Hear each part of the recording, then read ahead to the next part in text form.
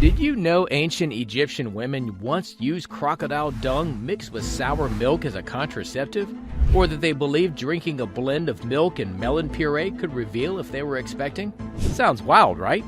With staggering infant mortality rates hovering around 50% and medical aid being a luxury, expectant moms back then truly had their work cut out for them.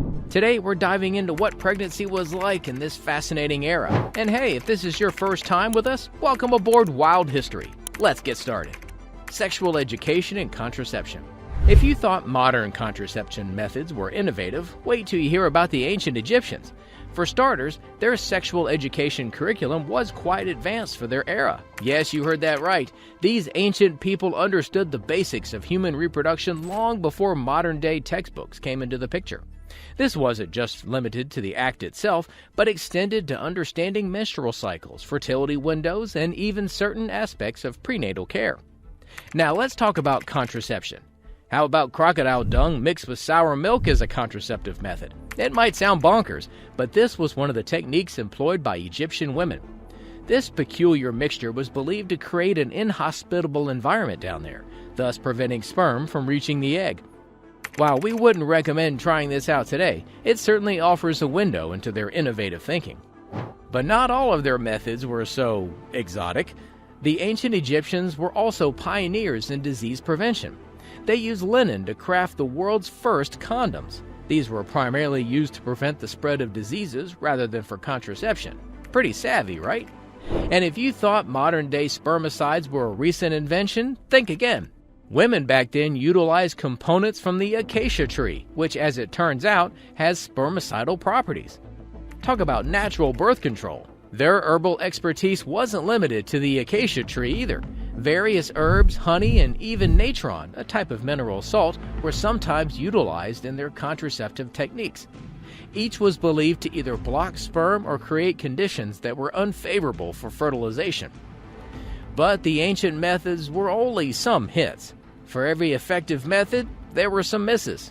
While the acacia's gum's spermicidal effect was on point, let's just say that relying on crocodile dung is better left in the past. Pregnancy tests. Ever wondered how the folks of ancient Egypt determined if they were about to welcome a new family member? The primary method sounds straight out of a gardening manual. Women would urinate on bags filled with emmer and barley seeds. If the emmer grew, congrats, it's a girl. If the barley sprouted, it's time to prepare for a baby boy. Modern research gives a nod to this technique's efficacy, revealing that it's about 70% accurate in detecting pregnancy. However, as far as predicting the baby's gender, well, let's chalk that one up to ancient creativity.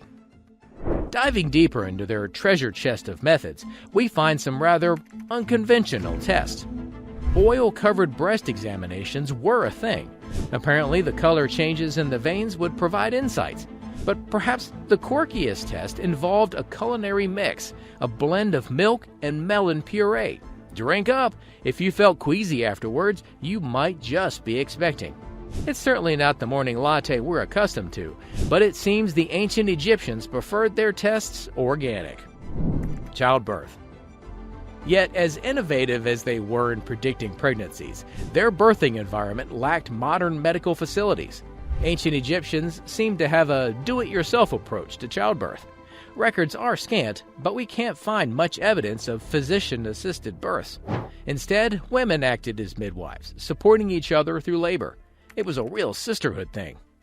The class system played its part, though. If you belonged to the noble classes, your birthing experience might have included the aid of maidservants or specially trained nurses.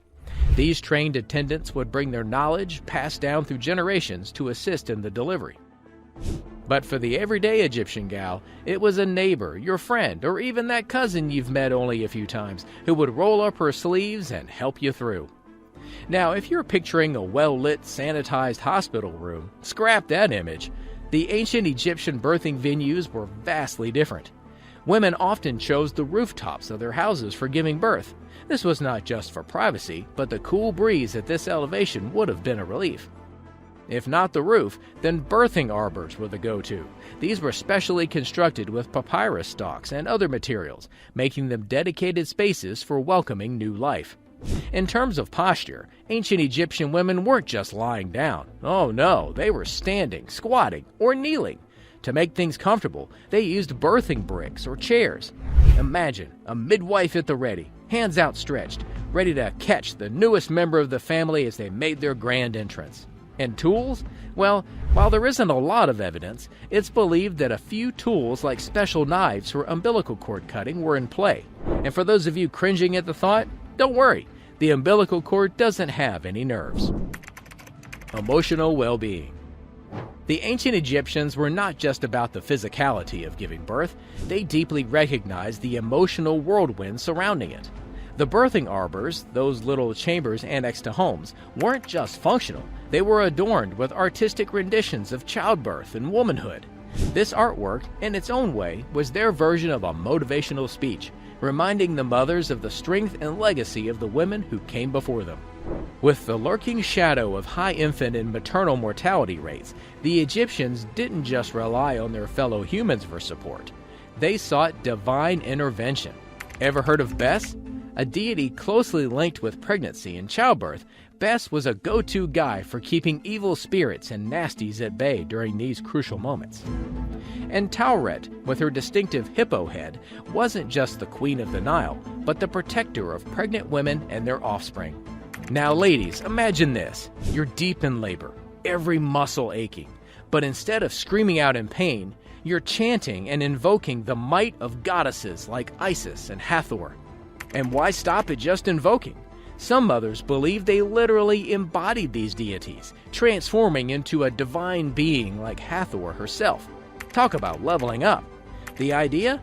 Who would dare harm Hathor during childbirth? And if these goddesses didn't step up, well, the Egyptians weren't above sending them a fiery threat or two. No one, and I mean no one, messes with a laboring woman. Postnatal practices. The journey didn't stop after giving birth.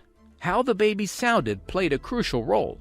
If the little one's cries resembled creaking pine trees, or if the face turned downward, well, the prognosis wasn't good. Bit specific, huh? Once the baby had made its debut, naming was next on the agenda. Names might reflect a deity or even hint at future occupations or physical traits.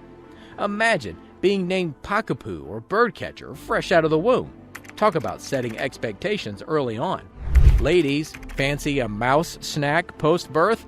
It might not top our cravings list today, but back then, it was believed consuming a mouse could cure ailments and benefit the baby via breast milk. And hold on to your hats for this one. To fend off demons, babies were rubbed with menstrual blood.